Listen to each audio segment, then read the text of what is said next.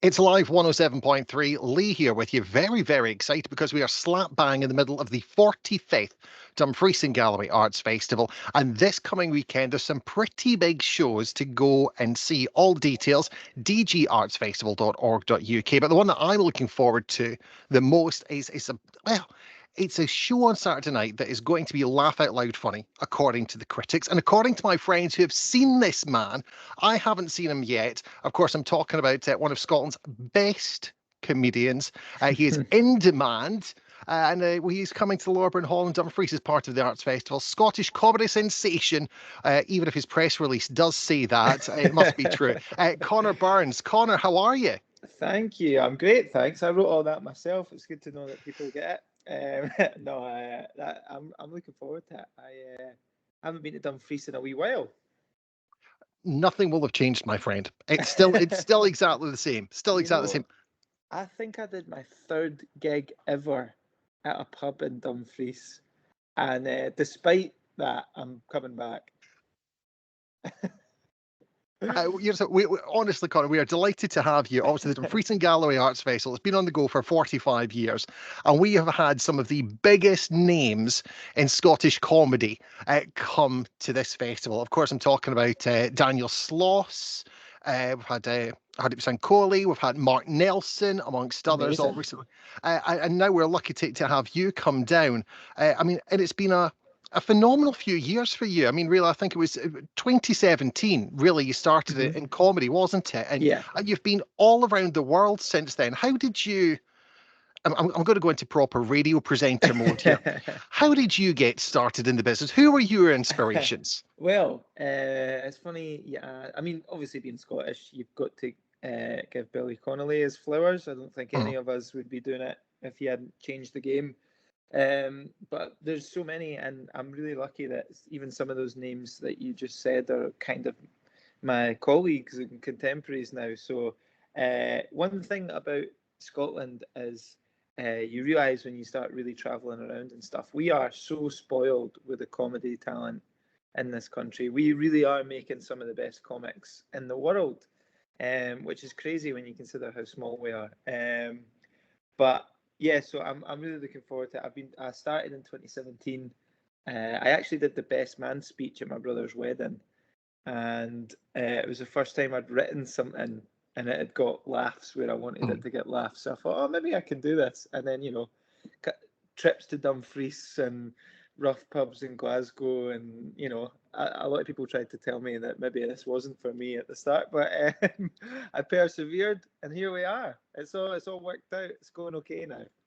You say it's going okay, Connor. Let's be honest. You've been across the globe. You've done 3 tours of Australia in the past 3 years.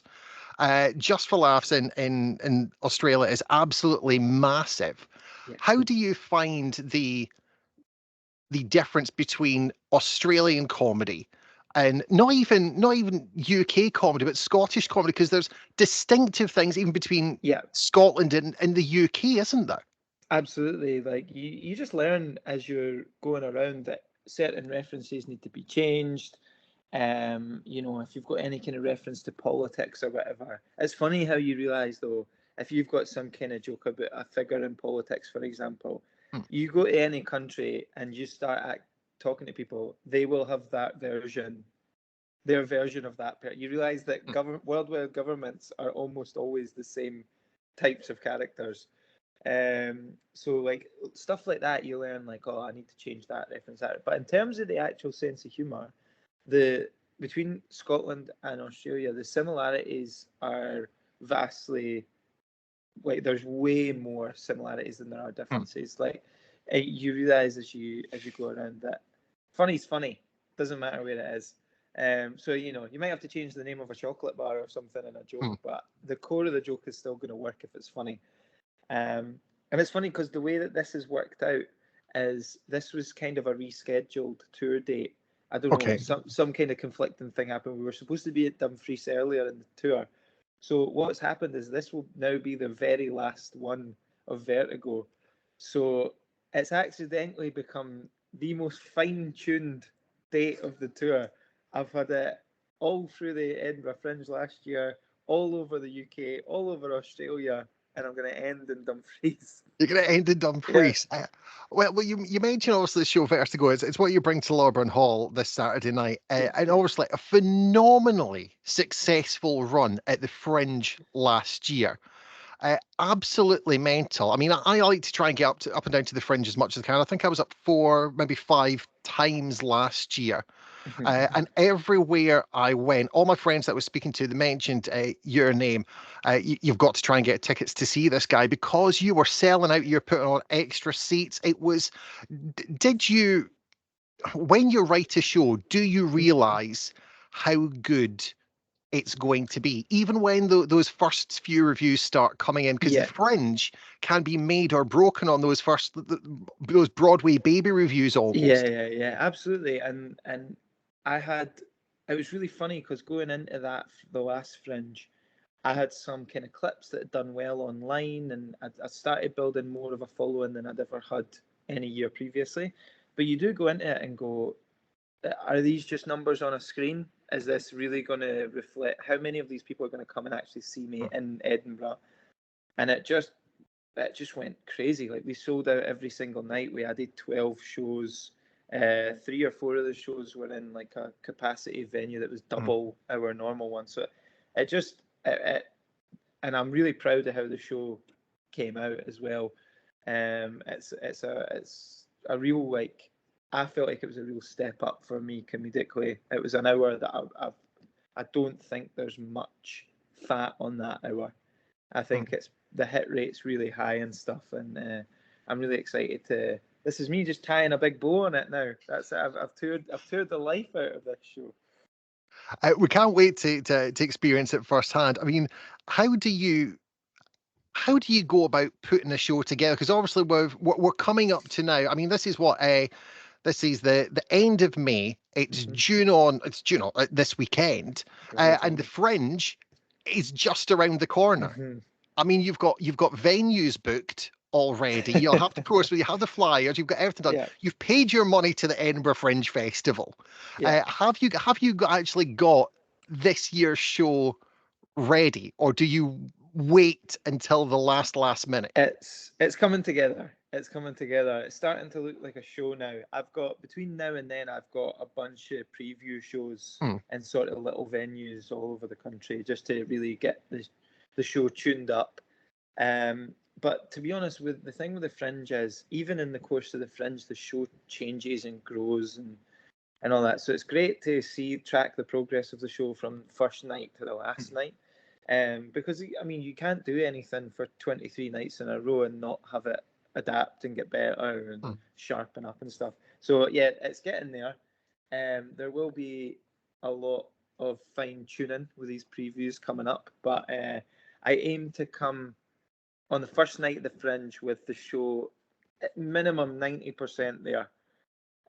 Which is probably the furthest along I've ever started the Fringe with a show. There's usually a lot of, but that's a victim of my own success now. I feel like I can't mess around the first few nights because there's actually going to be people there. So yeah, the show's coming along nicely. That's also, you've got to give your show a nice loose title.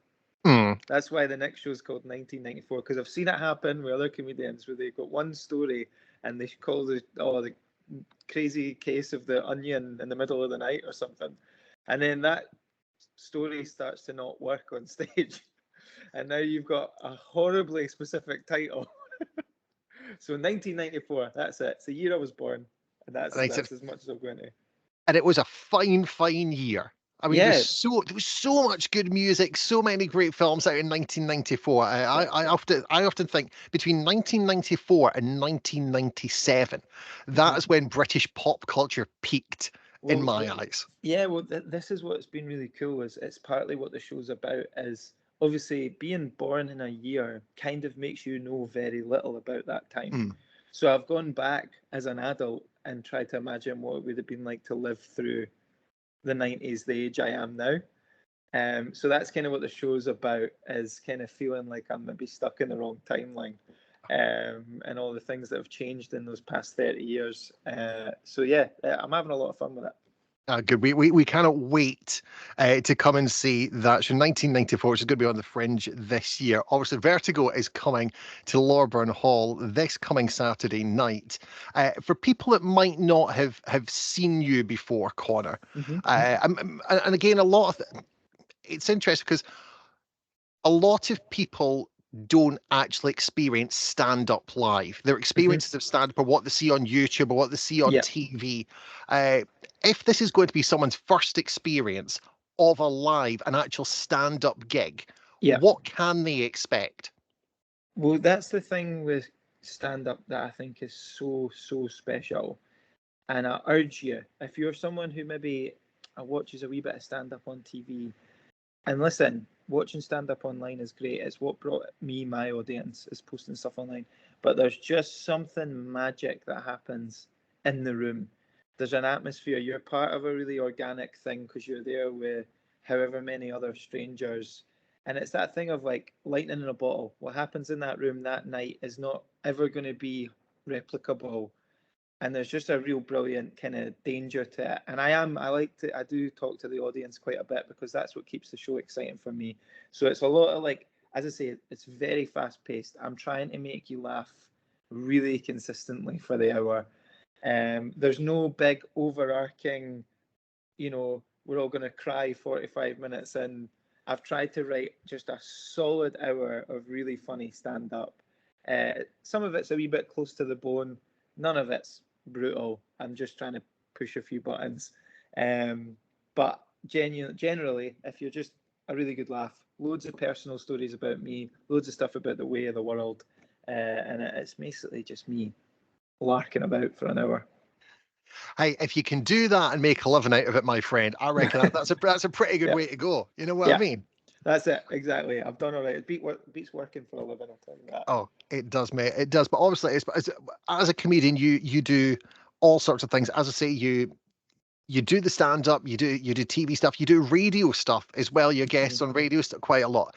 How do you find it is transition? How easy is it for you to transition between TV and radio? Obviously, TV, a lot of the Yeah, stuff it can be very visual, but when you're doing panel shows like Breaking the News and yeah. The Good, the Bad, and the Unexpected, that sort of thing, how difficult is it to adapt that style?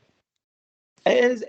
It's funny because I've done it quite a few times now, and you do definitely realise that there's a different rhythm to it, and everyone's very supportive. But one thing you learn is you have to be quite cutthroat because you'll know this as well. These things are on rails. These recordings, they cannot have you faffing about for hours trying to record a show that's going to be edited down to 22, 23 Hmm. minutes. So very early after the first or second one, I realized like, oh, I can't jump in here with a third or fourth pick of what I thought was the funniest thing to say and try and build up. You're like, I need to jump in. I've got one or two opportunities each round here to make people laugh. So you learn very quickly that it's not like stand up where you can sort of slowly build up and get a crowd on side. You have to just go, oh, there's my little bit of silence. I'll jump in. I've got 30 seconds. I need to get in and out here. But because of that, I love it because it's like a completely different muscle you're working. And you've got to be learn to be very economic with your words. You can't jump in and then flap about.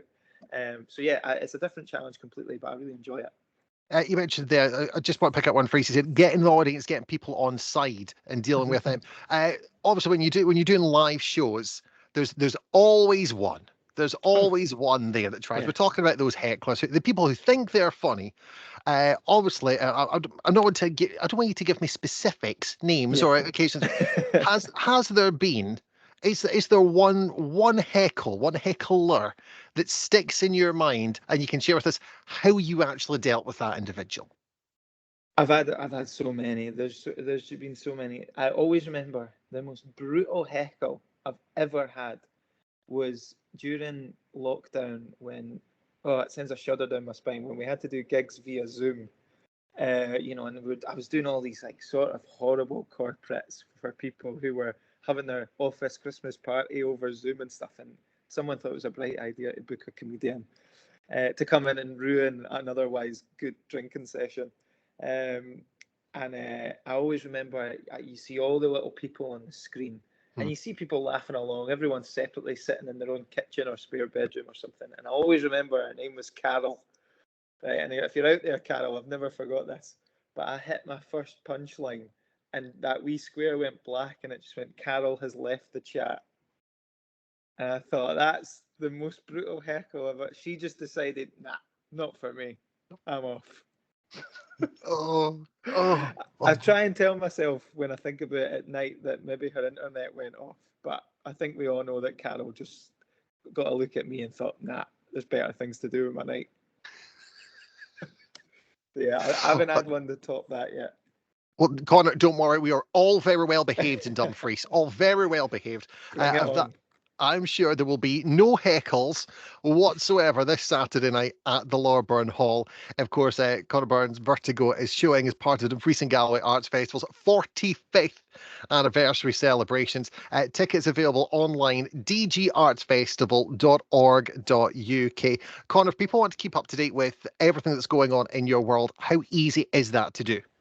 Couldn't be easier. Instagram and sort of Facebook tend to be the ones that I use the most, but I'm on all the social medias. If you type in Connor Burns, Connor Burns, followed by comedy, it's the first thing that pops up. Connor Burns Comedy on all the platforms. You can even join up on my mailing list on my website as well, and you'll be the first people to know when I add new dates and all that.